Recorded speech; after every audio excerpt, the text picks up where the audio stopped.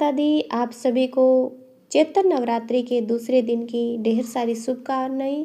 आज ब्रह्मचारिणी माता का दिन है और आज की हम पावन कथा हिंदी में करेंगे। सभी भक्तजन कमेंट में जय माता दी जरूर लिखना। माँ दुर्गा की दूसरी शक्ति, दूसरा स्वरूप ब्रह्मचारिणी का है।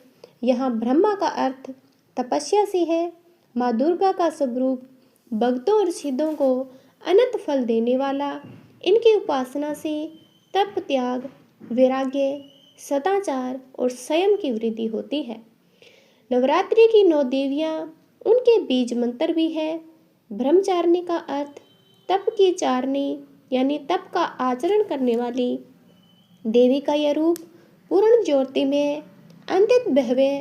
इस देवी के दाएं हाथ में जप की माला है, बाएं हाथ में कमंडलू धारण किए हुए हैं।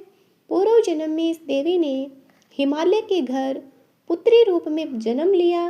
नारद जी के उपदेश से भगवान शंकर को पति रूप में प्राप्त करने के लिए घोर तपस्या की।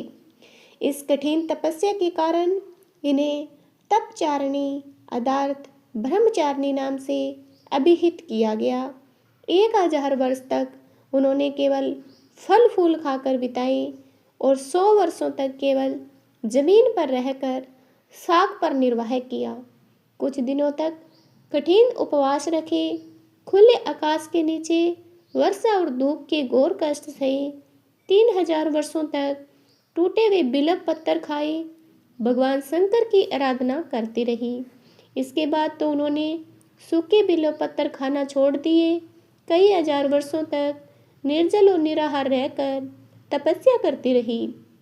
पत्तों को खाना छोड़ देने के कारण ही इनका नाम अर्पणा नाम पड़ गया। कठिन तपस्या के कारण देवी का शरीर एकदम क्षीण हो गया।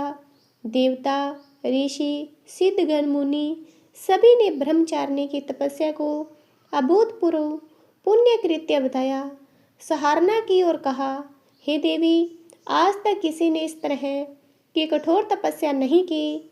यह तुम्ही से संभव थी। तुम्हारी मनोकामना परिपूर्ण होगी। भगवान चंद्रमौली शिव जी तुम्हें पति रूप में प्राप्त होंगे। अब तपस्या छोड़कर घर लौट जाओ, जल्द ही तुम्हारे पिता तुम्हें बुलाने आ रहे हैं। इसी प्रकार से हमारी ये पावन छोटी सी कथा आपको अच्छी लगी है। तीसरे नवरात्रि की कथा को सुनने के लिए हमारे चैनल को जरूर सब्सक्राइब करना। कमेंट में जय माता दी जरूर लिखना।